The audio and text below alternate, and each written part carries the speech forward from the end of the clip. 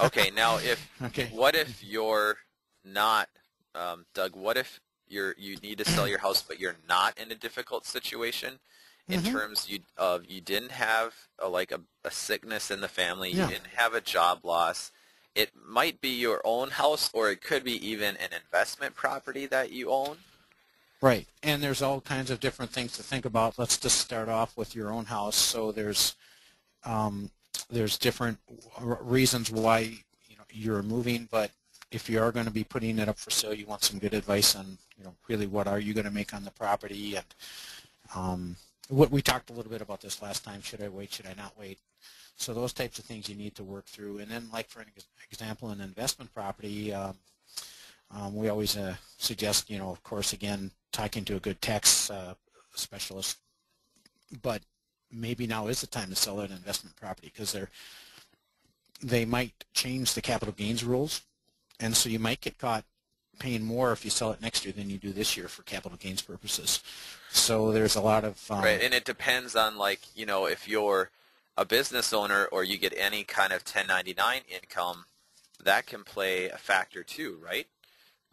You want to talk to your tax advisor about how much you might potentially make or lose if you yep, sold an investment property, because if you plan on having a lot of income this year, it might end up, now might not be the best year to sell that property. It might be better to rent it out and wait. Or, hmm like you said, I mean, a lot of properties bought over the last, 5 to 10 years have experienced drops where you might not experience any capital gains really to speak of. Now might be the right time to sell it if you foresee, your income going up, after this year or something yep, like that. Your tax advisor, your accountant should be asking you those types of questions when you tell them, I'm thinking of selling this property, yep. right? So, And another thing that I just had come to mind is that if you're going to sell something, maybe rather than getting cashed out, you might want to look at the idea of a lease with an option, okay, or selling it on a contract for deed. Now you're getting cash flow, yeah. and versus just getting a lump sum payment, you're getting some cash flow for a while. And there is some arguments to why that's a good deal too. Yeah, I mean, Why those she's can maybe be, getting it. those aren't risk-free, but it's kind of, Hmm. Yep. definitely a lot better than just a rental, because with a lease with option or a contract for deed, you're basically, getting them to put some money down, maybe somebody who has had something bad in their financial history but has a stable job now, has the Hmm. money. They just don't qualify for a conventional loan, especially in this mortgage market, which is really quite rigid now, Yep. compared to even 3 years ago. And so sometimes those can be good deal, a win-win. You're helping out a family or a person in need who needs to buy a house, and you're kind of going beyond what a rental would be, where you're having to get new renters or find new renters or negotiate new rent every 12 months. Exactly. Yeah. But then Well, some people do. I mean, I've got a couple of rentals, and I've been a landlord in the past. So I'm hmm okay with being a landlord. I'm okay with playing the rental market. I know the rental market well. I know how to rent out houses quickly on Craigslist. And I know there are some people that own investment properties out there like that. And, if you can wait, if you can keep making the payments, um, sometimes the easiest answer is, if you're not in a difficult situation, maybe you shouldn't sell it. Or sometimes I don't know if you've had a direct client who's had this, but there might be a really good reason to sell it, even though you're not going to make a lot of money on the property, like you've got a new business opportunity. or there might be another piece of real estate that's better than the one you own, Right. that has better cash flow, that has better opportunity for appreciation than the one that you have. So dump the one you got, jump into the new one. Which in this Okay. case, what we're talking about is, where you wouldn't be a short sale, because Right.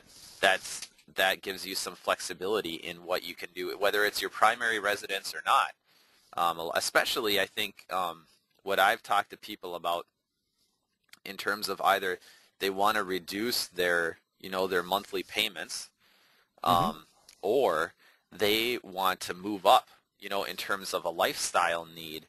now they've got a baby, or, like I had twins, Well, so life yeah, like that kind of happens, and yeah, sometimes you just need to move. yeah. Well, I have a friend that lived in the Northeast, and every year would be going down to Florida, and really liked that in the winter.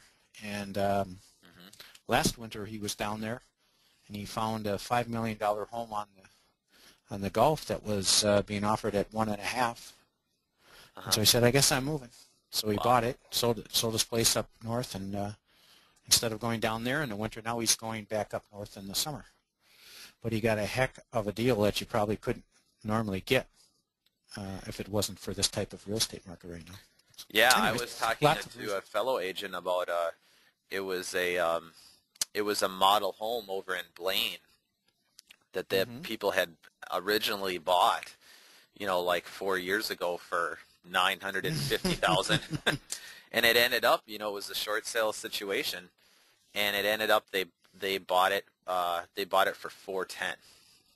Yeah, isn't that amazing? Yeah. And it's just Wow. mansion of a house. So sometimes it does make sense if you're not in a short sale situation, or you're Yeah. not behind on your payments or something. It really can make sense to move up now because like Yeah.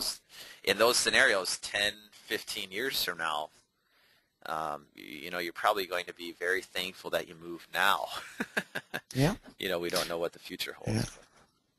Well, it looks like our time is kind of running out for this Okay, segment of the Friday sounds good, Doug. real estate discussion. By the way, Sean, and for everybody that might be listening to this, is we'd appreciate any feedback you have on these, and Oh yeah. also we're looking for a good catchy name for this these Friday recordings, these Friday discussions about real estate. So if you've got a good name you want to give these, we'd be glad to hear it. So Sounds good. yeah, Yeah, I great. appreciate your time. Okay. All right. All right. Okay, well, see you later. Okay, thanks, Doug. Take care. Okay, bye-bye. Bye now.